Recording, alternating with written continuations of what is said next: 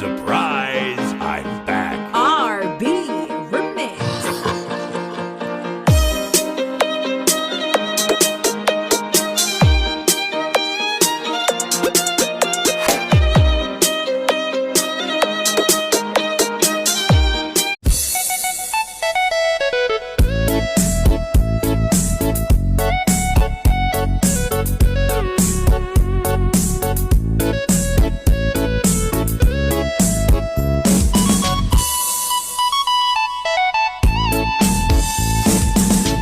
Huwag kang mag-expect na maging successful ka nang walang paghihirap.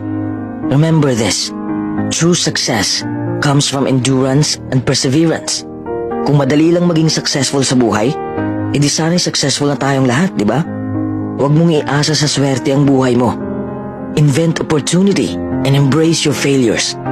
Maraming taong hihila sa'yo pababa, pero huwag kang magpapahila sa kanila. Huwag kang makinig sa mga taong toxic. Oo, mapapagod ka sa iyong paglalakbay. Dadaanan mo ang mahihirap na sitwasyon.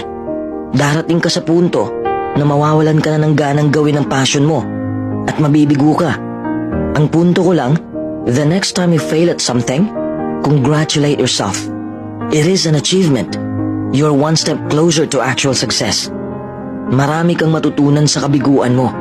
Along the way, you learn a lot about yourself and you learn a lot about what makes you happy.